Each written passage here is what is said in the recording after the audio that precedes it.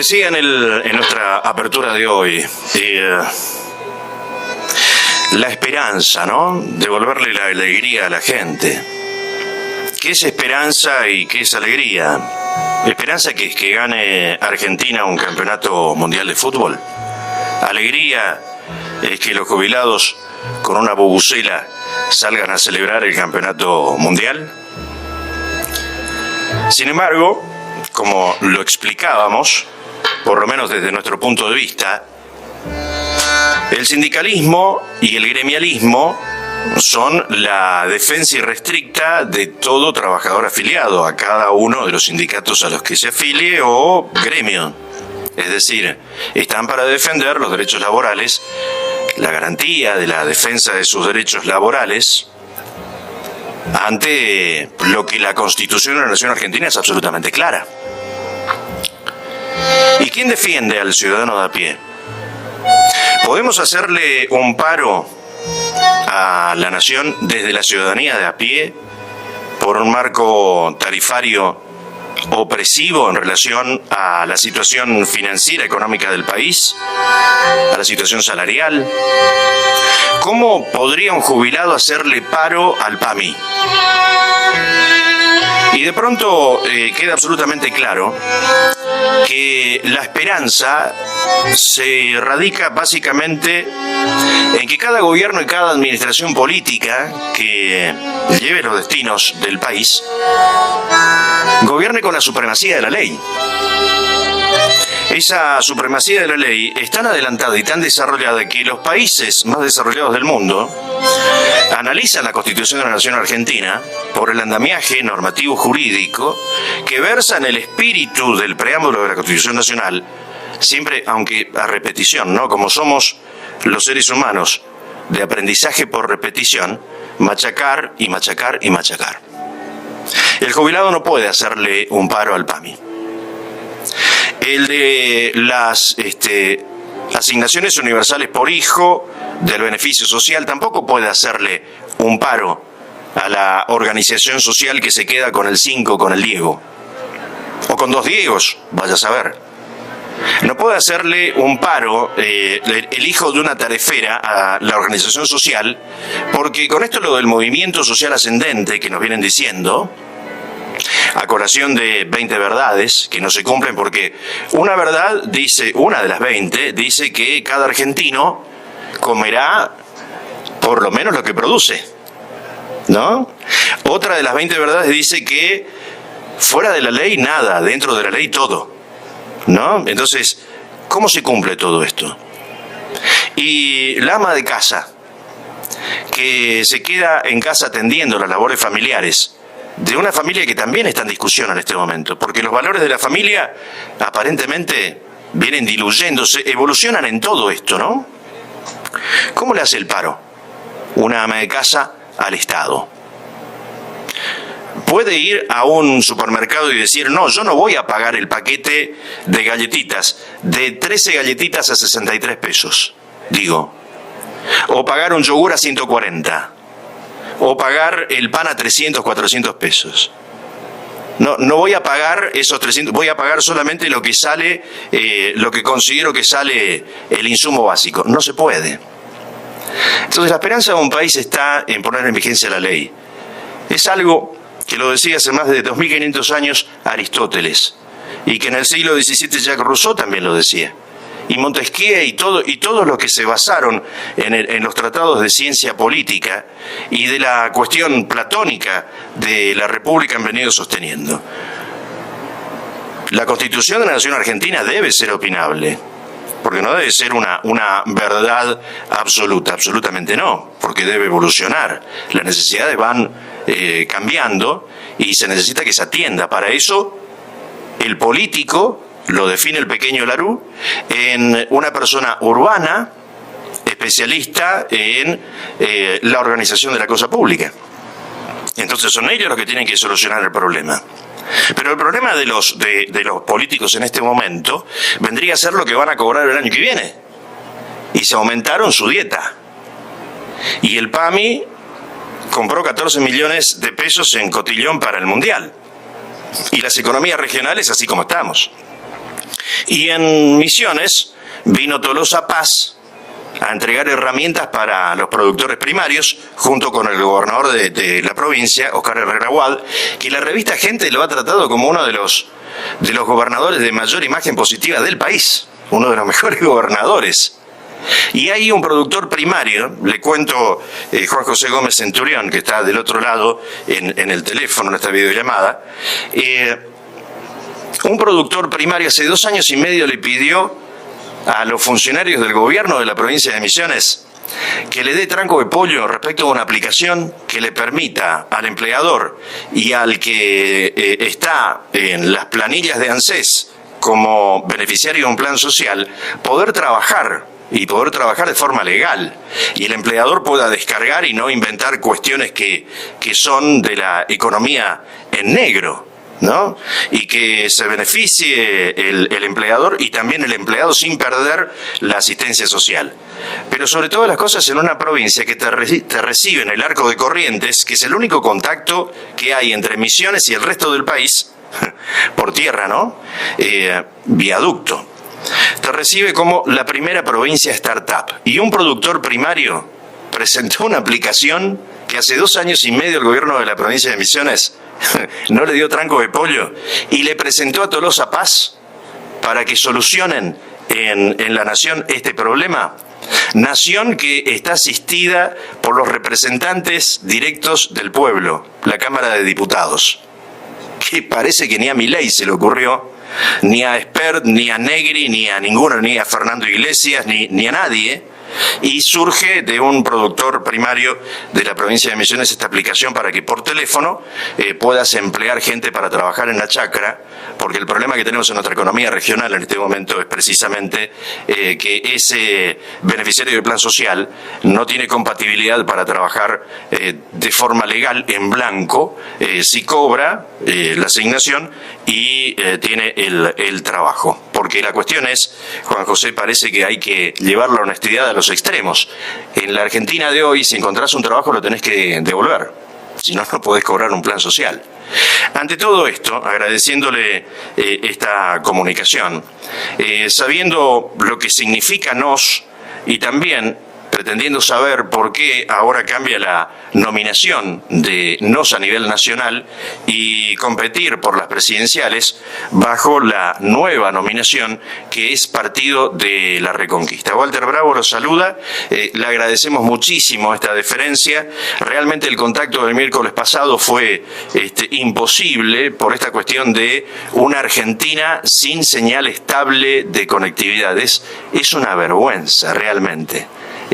Digo, desde mi punto de vista, ¿no? Uno castiga, pero no podemos depender de la conectividad para dejar desinformada a la gente, en principio. ¿Cómo estás, Juan José? Buenas tardes. Hola, Walter, ¿cómo estás? Muchísimas gracias por el llamado y el contacto. Bueno, sí, no pudo ser posible, pero bueno, ahora lo estamos haciendo, así que muchas gracias. Bien, cuéntenos, yendo desde un principio, no va a competir a nivel nacional bajo la nominación NOS, lo hace Partido de la Reconquista.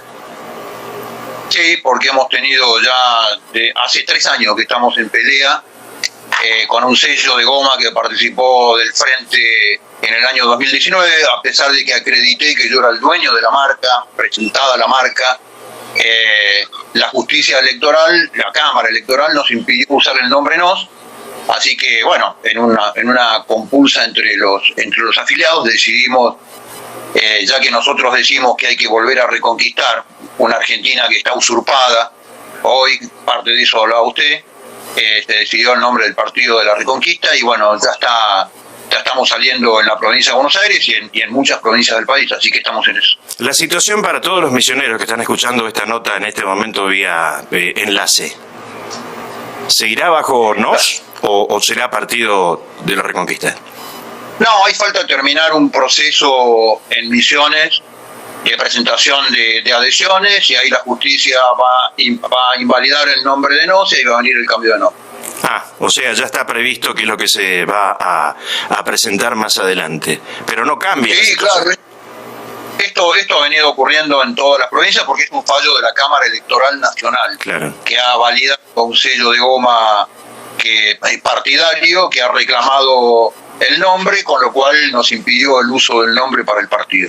Pero esto forma parte de la Argentina que usted describía, Walter. Sin dudas, sin dudas. Mucho trigo y mucha cizaña.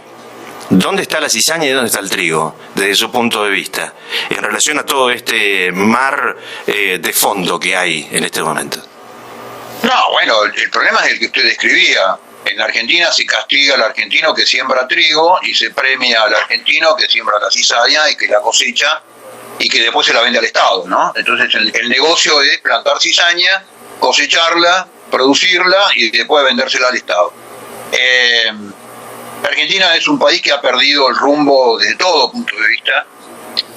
No solamente es un país empobrecido, pauperizado, es un país mendicante en el mundo para terminar de pagar las cuentas del año, sino que además es un país al borde, en muchos lugares de la Argentina, al borde de la desintegración territorial, ¿no? La situación de la Argentina es mucho más grave que la afectación económica que hoy están sufriendo, que sufrimos nosotros como habitantes, ¿no?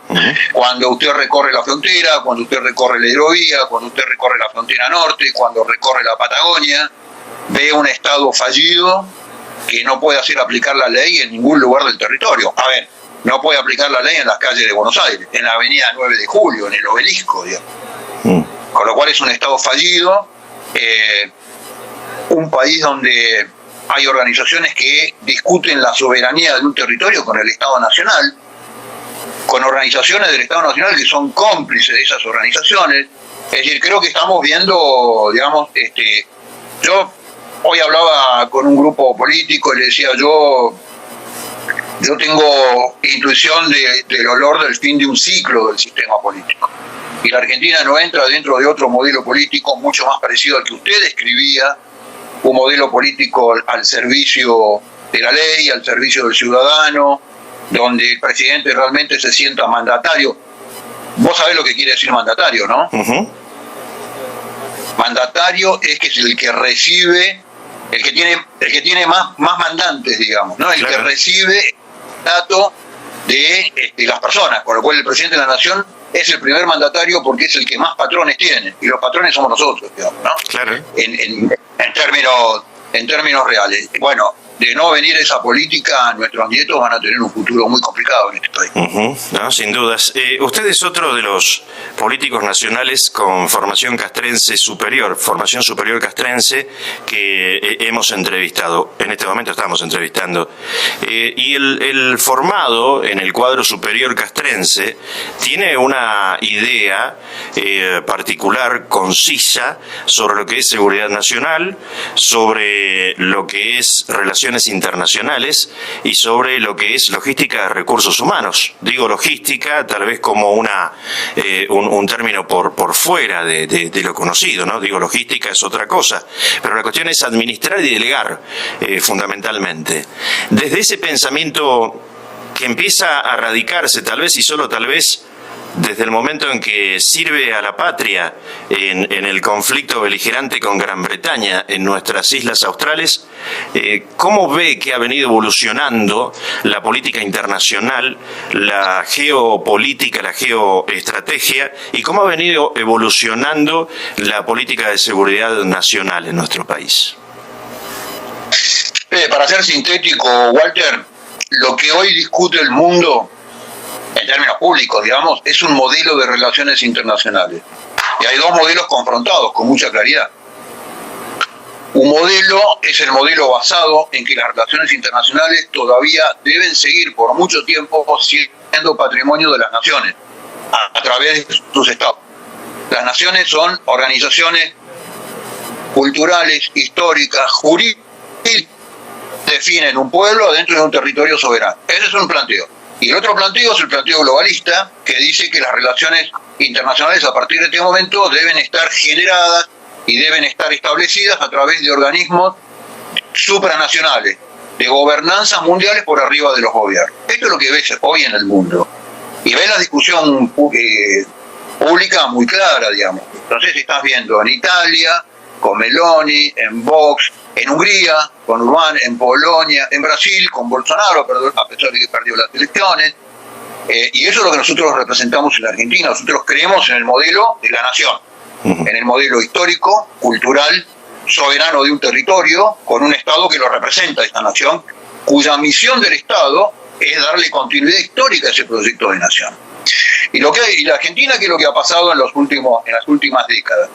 La clase política argentina, en las dos grandes fuerzas políticas, tanto el Frente 2 como Cambiemos, se han subordinado a una agenda internacional que es la Agenda 2030, de la mano de un modelo globalista que es la destrucción económica, productiva, moral y cultural de la Argentina. Porque ese modelo globalista lo que dice el mundo a partir de este momento, con una división internacional de la economía y de la producción, va a ser un mercado. Y a partir de este momento no van a ser más ciudadanos, sino lo que van a ser es consumidores, miembros de un mercado. Y eso es perder nuestra categoría de ciudadanos, que es esto que vos estabas describiendo. Nosotros ya prácticamente hemos perdido toda nuestra entidad de ciudadanos. Nos bajan línea cultural, nos dicen cómo tenemos que hablar, contaminan a nuestros chicos en las escuelas con ideologías que no tienen nada que ver y que además son ideologías porque no tienen ningún sustento científico en las escuelas. Aborto, eutanasia, droga libre, todo esto es Agenda 2030. Cuando vos mirás esta distopía que vivimos en la Argentina, donde 17 millones de argentinos son rehenes de la política a través de planes y de subsidios, no es una cosa que solamente inventaron los políticos argentinos, no es una atrofia que desarrollaron los políticos argentinos. Esto está escrito en la Agenda 2030, objetivo de terminar con la pobreza extrema. La solución es el salario universal. O sea, el Estado captura en forma agresiva la renta del sector productivo y lo que hace es distribuir la plata en forma de prebenda. ¿Qué es lo que vivimos en Argentina? Entonces, lo que yo sostengo es que Argentina debe salir de esa agenda en un mundo que cada vez le permite con más claridad generar una agenda propia que es el futuro del desarrollo argentino. Es decir, la guerra económica entre China y los Estados Unidos le da una enorme cantidad de oportunidades a Argentina, donde el mundo le está pidiendo cada vez más a Argentina los productos que Argentina produce con mayor facilidad. Este es nuestro planteo básico.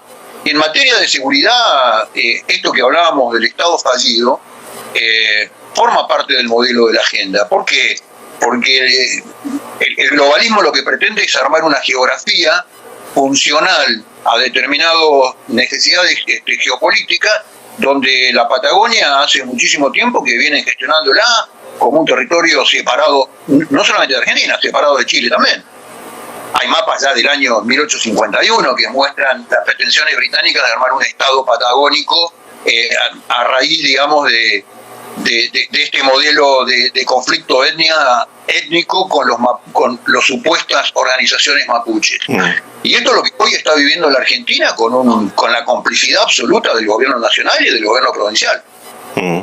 Sin dudas. Y hay otra cuestión, digo sin dudas porque es real, es lo que se informa, o por lo menos es lo que no está informándose masivamente, o por lo menos la sociedad argentina, confundida en esto de que los dueños de la nación más son cómplices de la dictadura, olvidándose, en este caso Mayra Mendoza, de lo que significó la AAA, por ejemplo, ¿no? Del peronismo de Estado, que se tiene desde 1972 a esta parte, que, bueno, tenemos esta condición que también ha venido confundiéndose y dando alimento intelectual a los jóvenes sin ver el pasado.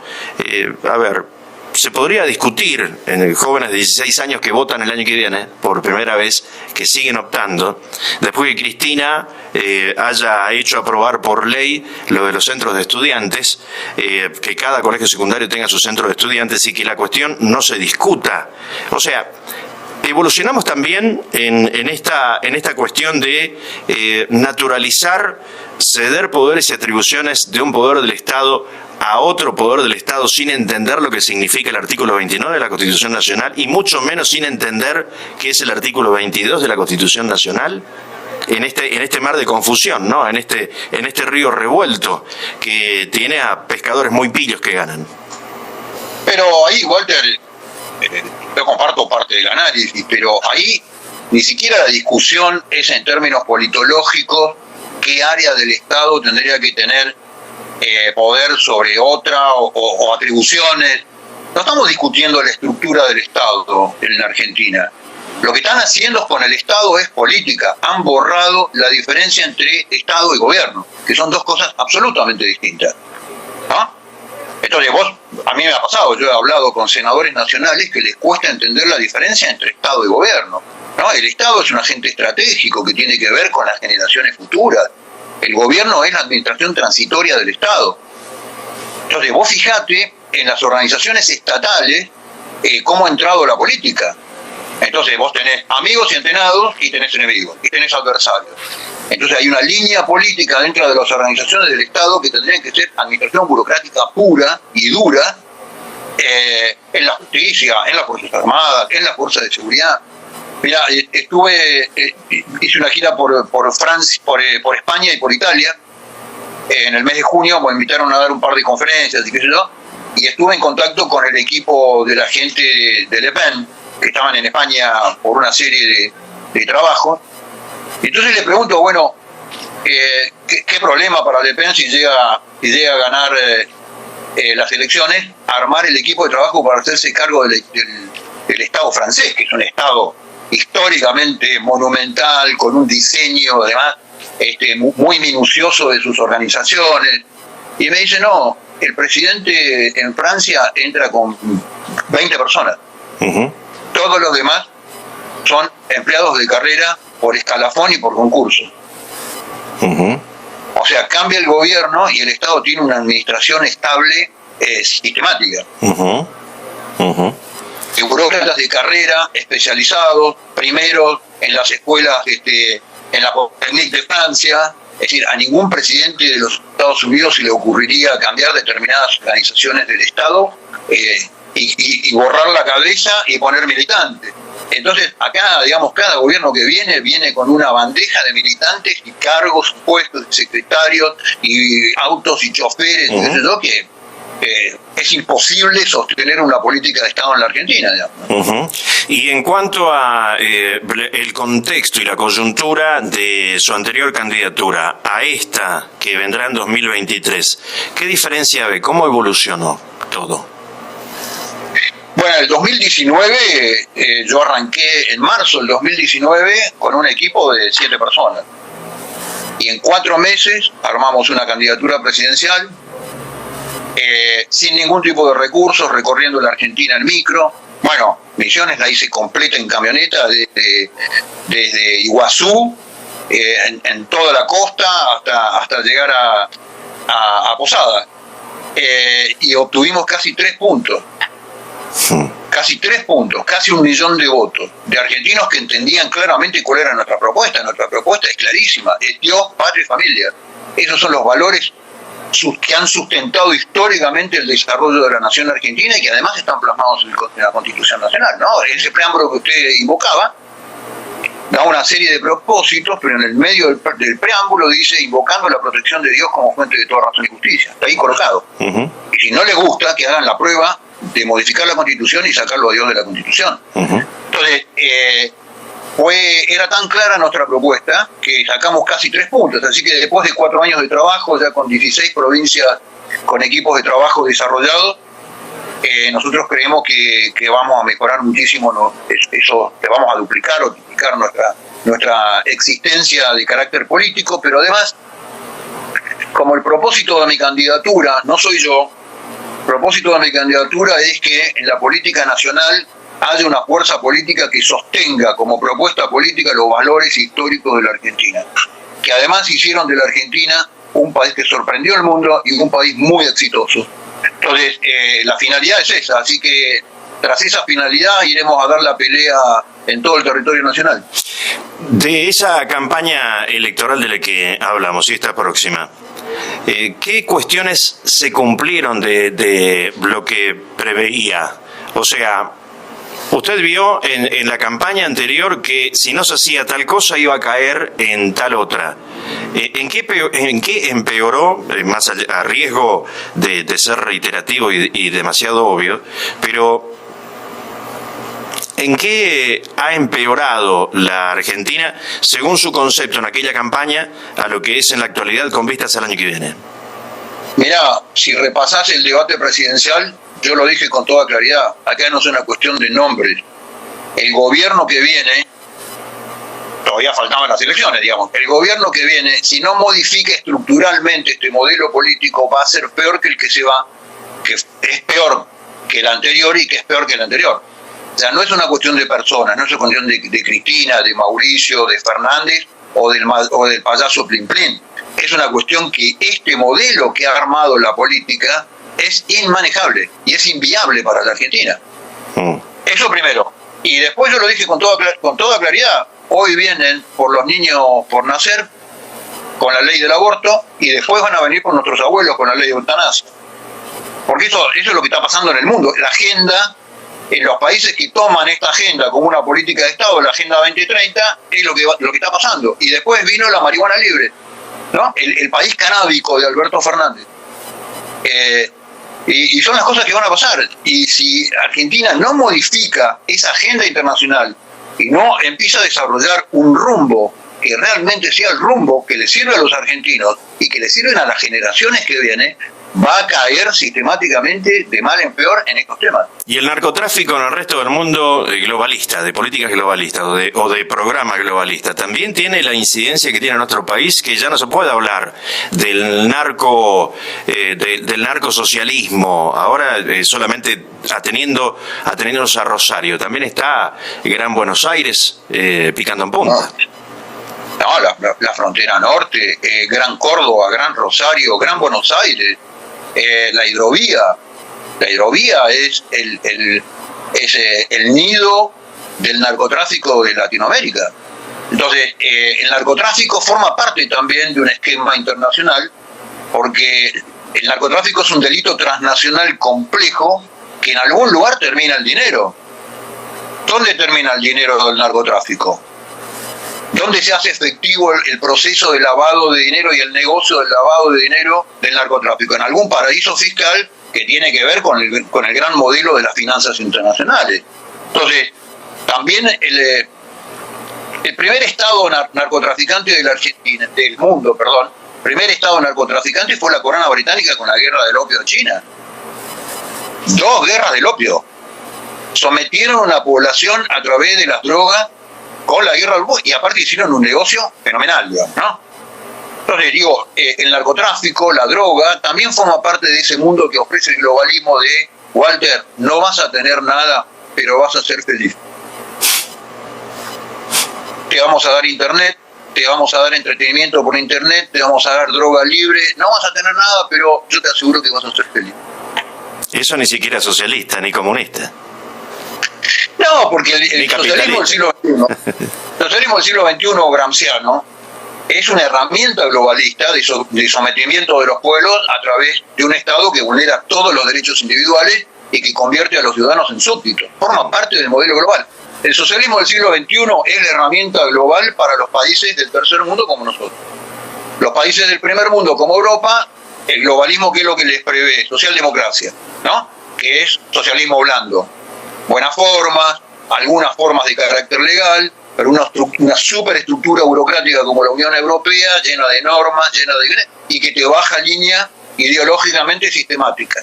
Mirá, en la guerra, cuando arrancó el conflicto de Ucrania y Rusia, los dos países de Europa que tuvieron mayor cantidad de refugiados fue Polonia y Hungría. Más de 7 millones de refugiados ucranianos. Sí. La Unión Europea, en una acordada ahí en Bruselas, lo sancionó privándolo de fondos extraordinarios simplemente porque no siguen ni las normas de inmigración de la Unión Europea y porque tienen prohibido la enseñanza y la ideología de género en las escuelas. Y lo sancionó. Los dos países que tenían mayor cantidad de refugiados. Entonces, esto es el modelo globalista avasallando la identidad de las naciones, la identidad cultural, los valores, las tradiciones, las costumbres, lo que somos.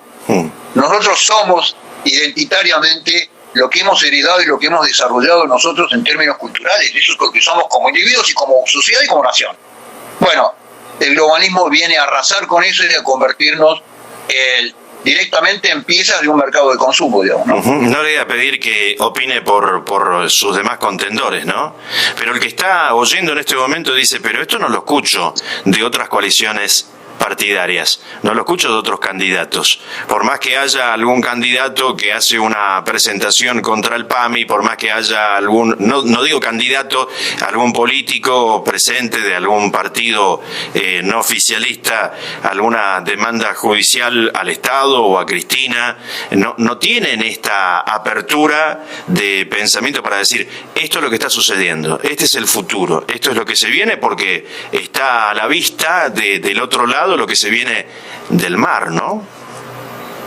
Bueno, yo estoy cancelado en los medios de comunicación masivos por decir exactamente esto. Pero todo el sistema político lo que ve son fuerzas políticas que son globalistas, que están financiadas de afuera por modelos globales. Lo que discuten es si es globalismo un poquito más de izquierda o un poquito más de derecha. Pero es globalismo, es la pérdida de la identidad nacional, es la pérdida de nuestro... Si vos a un árbol, ¿cómo hacen los japoneses para hacer un bonsái, Walter? Y sí, la raíz mayor es la que amputan. Le van cortando y cortando las raíces y cortando las raíces y al final una planta que tendría que ser un árbol enorme, se parece a un árbol enorme, tiene todas las características, todas las flores, pero es enano. Entonces, este es el modelo bonsái en el cual han transformado la Argentina, y todas las fuerzas políticas que ves dando vuelta, un poco más de derecha, un poco más de izquierda, con más gritos o con menos gritos, con más pelos o con menos pelos, lo que es el globalismo. Un poco de derecha, un poco de izquierda, pero es globalismo. Es someter a la Argentina a una agenda internacional que la Argentina no decide y que no tiene nada que ver ni con nuestro pasado ni con el que tendría que ser el futuro de nuestros bisnietos. Roberto Guilemán, López Guilemán, hablando con nosotros en varias oportunidades, nos explicaba la rebelión del Manso. ¿Vamos hacia una rebelión del Manso? ¿Uno puede tener esa esperanza de que haya una rebelión del Manso? Yo creo que sí. A ver, yo creo que el mundo lo que está demostrando que este modelo globalista se resquebraja. Mira, hay cinco. Por ejemplo, Naciones Unidas, cuando Biden llegó al proyecto de transformar la Organización Mundial de la Salud en el Ministerio de Salud a nivel global de todos los países como norma supranacional, se levantaron los países africanos. En la Asamblea General de Naciones Unidas, después se sumó Brasil, se sumó la India, se sumó Corea, se sumaron una cantidad de países. Sí. Pero arrancaron los africanos y dijeron, si esto va a ser así, nosotros nos vamos de Naciones Unidas. Y falló. Están apareciendo políticos en el mundo y gobiernos en el mundo. El ejemplo más claro es el de Meloni. Giorgia Meloni en Italia ganó con el 44% de los votos, sí, con una propuesta soberanista que significa poner a Italia de pie, sin salir de la Unión Europea, poner a Italia culturalmente de pie de vuelta frente a la izquierda. Entonces digo, me parece que tenemos señales muy alentadoras. Bueno, el fallo de la Corte contra el aborto fue una cuestión providencial también, ¿no? Hace ¿cuántos años? 40 años que esperábamos ese fallo, sí, y al final de cuentas salió el fallo contra el fallo habilitando la cuestión del aborto en los Estados Unidos, digamos, ¿no? Con lo cual me parece que hay señales providenciales, me parece que la naturaleza siempre se expresa y la naturaleza del hombre tiene que ver en dónde nació, con su cultura, con su amor a la tierra, con su amor a su familia, como primera entidad que lo ve nacer y lo educa y lo cuida y lo protege durante toda su vida. Y eso es lo que se está manifestando. Fíjate, Walter, que en la famosa pandemia, que yo la llamo cuarentena, porque la Argentina fue una cuarentena interna, digamos, los organismos globalistas no mandaron ni a los ancianos ni a los niños a protegerse en los hogares estatales, ni en las escuelas. ¿A dónde terminamos todos? En nuestra familia.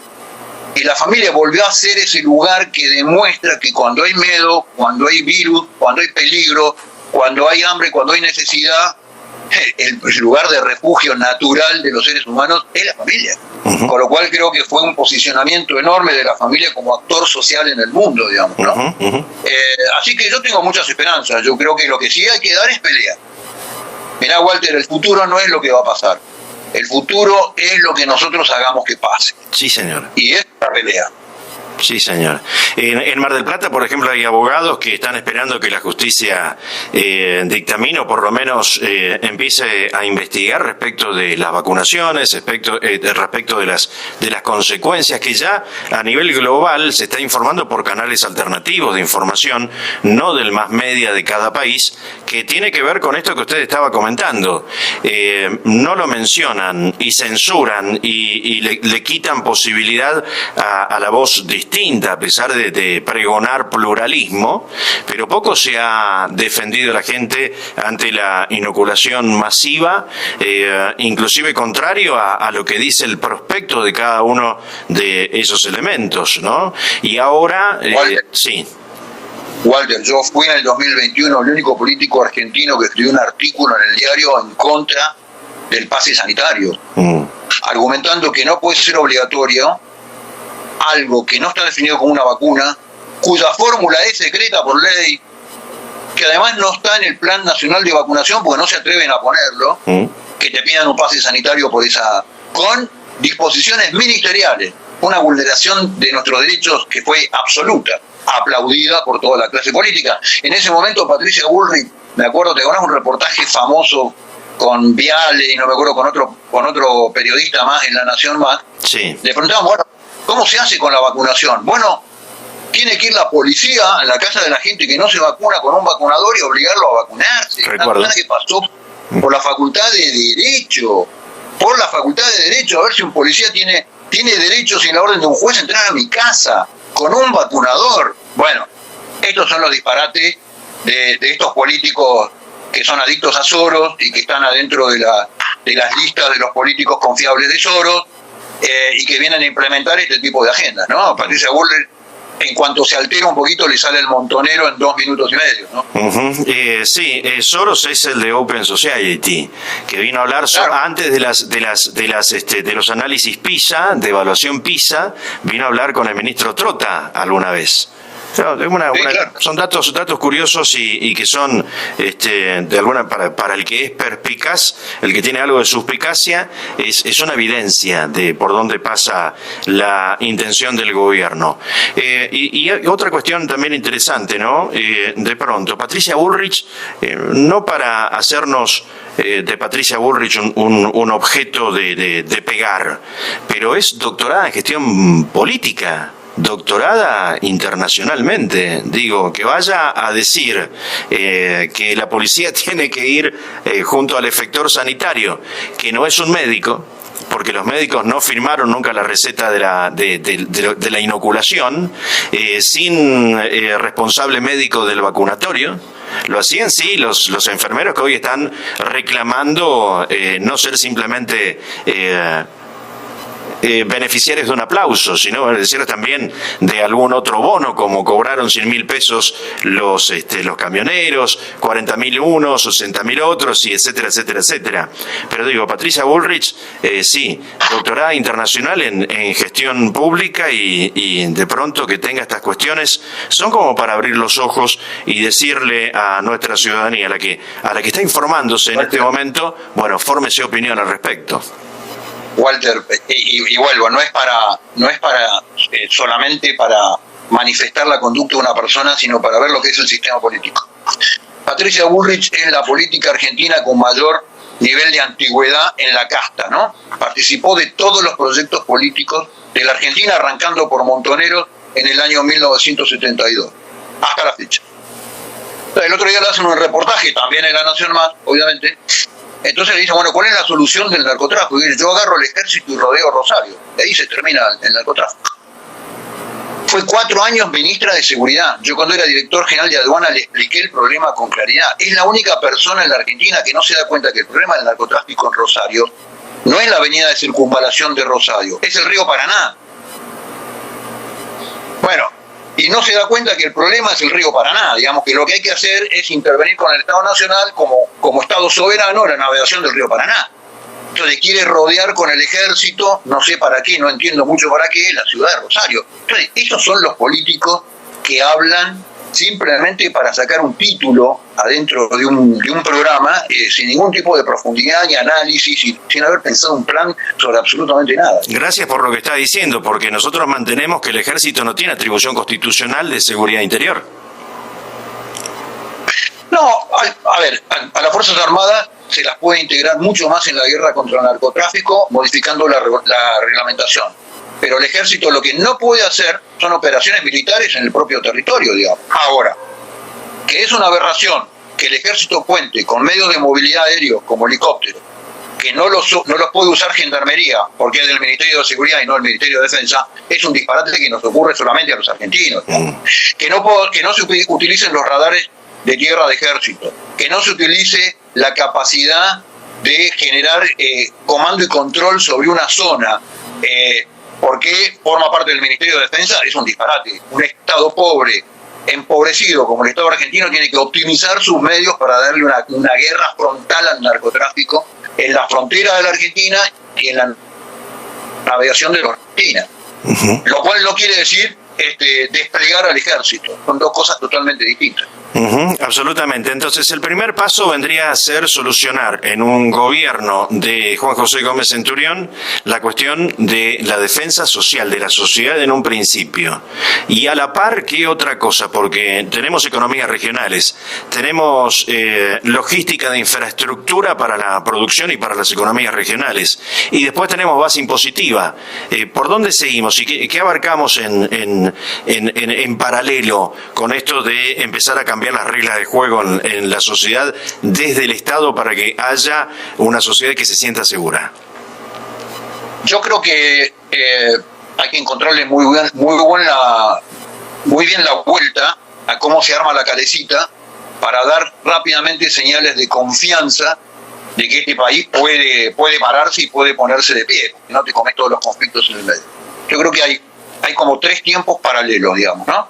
Un primer tiempo es este que vos decías: soberanía, frontera, guerra frontal al narcotráfico en todos los lugares de la Argentina, con un Estado organizado combatiendo el delito organizado. En paralelo, poner a producir a una Argentina que está parada, porque la producción es empleo, el empleo es salario, el salario es provisión social, es seguro, es consumo, y es una rueda positiva y es un ciclo positivo de la economía argentina que no tiene hace muchos años. Para lograr eso, porque además la generación de empleo lo que te cae es la caída, lo que te genera es la salida de la gente que sale de los planes y de los subsidios para tener empleo genuino y ser dueña de su propio destino. Quiero hacer horas extras, quiero tener 2 trabajos, no quiero tener un trabajo, me voy de vacaciones, no me voy de vacaciones. Que la gente vuelva a ser dueña de su propio futuro. Y ahí tienes que hacer 2 cosas. Base impositiva, claramente. Argentina tiene 178 impuestos. Creo que Nigeria tiene 48. Gabón creo que tiene 52 impuestos. Que el modelo impositivo argentina es de una África subsahariana, digamos, un modelo que no se entiende en el mundo, por un lado. Por otro lado, tenés que gestionar algunos aspectos de la ley laboral, de una ley laboral que ha sido hecha para defender el empleo hace 50 años y que hoy no genera empleo, y necesitas hoy generar empleo, y nosotros creemos que el punto clave del conflicto en la ley laboral es el tema del conflicto indemnizatorio, ¿no? Entonces nosotros creemos en el modelo de la autoindemnización, el empleador 833 a una cuenta bancaria que es inembargable, hereditaria, de cada uno de los trabajadores, y se termina el vínculo por parte del empleador o parte del empleado cuando cada uno de los dos quiere, y el empleado tiene su propia indemnización colocada en una cuenta, que además hay un problema, digamos. Fíjate, Walter, cerca del 67% del empleo en la Argentina lo generan las pymes, 758.000 pymes en la Argentina. Ahora, cuando una pyme quiebra, la tasa de supervivencia de una pyme en la Argentina es la más baja de Latinoamérica. Cuando una pyme quiebra, en el 70% de los casos el empleado no cobra, porque cobra primero la AFIP, después cobran los acreedores, y el empleado no cobra lo que tenía acumulado en términos de valor indemnizatorio. Entonces hay que terminar con esa cuenta. El empleado tiene que ser su plata en una cuenta que no la pueda tocar hasta el momento que corta con su relación laboral. Si vos al mundo pyme le das la facilidad de terminar con el impuesto al cheque, con toda una lista de impuestos que lo que hacen es encarecer la gestión empresarial, y solucionás el tema del conflicto laboral por el tema del despido, empezás a generar empleo como dulce de leche en Argentina. Hay gente que te dice, yo necesito tomar empleo y no me animo a tomarlo porque una pyme con 2 juicios laborales quiebra. Es así, es así. Y no se ha venido trabajando de un tiempo a esta parte, ¿no? Y yo creo que con eso lo que empezás a generar es un ciclo virtuoso en términos económicos: producción, mayor cantidad de exportaciones, ¿no? Ingreso de divisas, más trabajo, más empleo, más salario, más consumo. Lo que va generando es un circuito virtuoso en una Argentina que viene en un ciclo vicioso desde hace por lo menos 3 décadas. Y el Estado Nacional, dimensionado de esta manera y sobredimensionado como está haciendo, supongamos, Kicillof con casi 50.000, casi 48.000 nuevos empleados para la gestión que siga, y así sucesivamente, ¿no? ¿Cómo se puede llegar a trabajar bien desde el Estado con un semejante gasto público? Bueno, el Estado Nacional tiene un problema de gasto tremendo. Mira el presupuesto nacional y lo vas a ver. El presupuesto nacional, que son 30.000 billones de pesos, o sea, 30.000 miles de millones de pesos, sí. El 11% es gastos generales del Estado, casi 12%. Y de ese 12%, el 11% está dedicado a políticas de género. Ministerio de Género, Secretaría de Género de los ministerios, Secretaría de Género de las empresas del Estado, Secretaría de Género de los organismos descentralizados. Para un universo en la Argentina de 0,11% de los argentinos que en el último censo no lograron definir a qué sexo pertenece, digamos, ¿no? En el modelo del género. Entonces, lo que digo es que el presupuesto nacional a mí me parece que no es tan difícil si vos vas generando empleo y vas compensando una de las anclas más grandes que tiene, que es el ANSES, porque los planes en la Argentina se pagan a través del ANSES. El presupuesto nacional creo que podés llegar a un balance de presupuesto fiscal en una gestión de un año y medio. El problema son los gobiernos provinciales. El que vos acabás de nombrar es un gobierno provincial, donde el gobierno nacional no tiene capacidad de intervenir, digamos, ¿no? Cuando vos mirás el presupuesto de las provincias, más de la mitad de las provincias de la Argentina viven del modelo de la coparticipación. Hay provincias donde el 82-83% del gasto es coparticipación.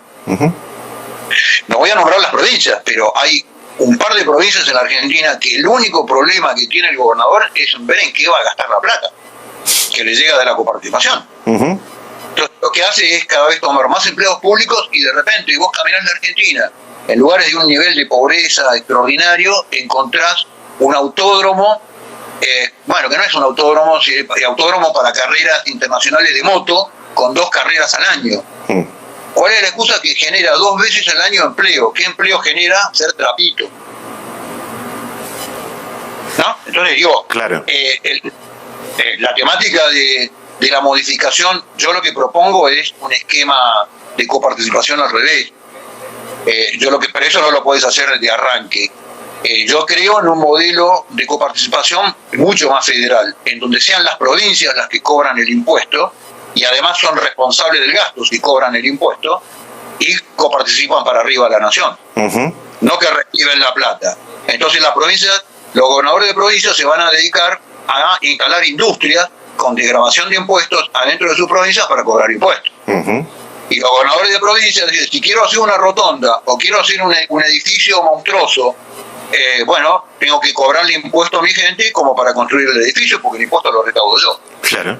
Yo creo en el modelo coparticipativo al revés, en el modelo federal, como es en Estados Unidos, en muchos países del mundo, donde las provincias son las que recaudan y sostienen al gobierno nacional. Tengo 2 saludos antes de la próxima pregunta y ya cerrando la nota, agradeciéndole todo este tiempo que nos ha dispuesto Gómez Centurión. Uno de mis periodistas, Chapo Gracia, le manda muchos saludos, igual que Roberto Domingo, desde Posadas. Bueno, un abrazo a ambos. Bien. ¿Cómo analiza Misiones? Misiones enclavada en un 90% con frontera internacional, problema narcotráfico, problemas de comercio ilegal, muy abandonada, más allá de lo que signifique la representación legislativa en el Congreso de la Nación y el Ministerio de Defensa y todo lo que siga. ¿Cómo analiza la provincia de Misiones y la potencia que tendría una provincia sin hidrovía, una provincia sin tren, una provincia donde un productor agropecuario presenta una app y un gobierno que se cree disruptivo? Bueno, vos dijiste la palabra. Misiones, como la mayoría de las provincias argentinas, es una provincia abandonada. Cuando yo voy a las provincias me preguntan, ¿y vos qué tenés para Misiones? ¿Qué tenés para Jujuy? Un proyecto de nación. Por algo en 1852 las provincias se juntaron porque solas no podían.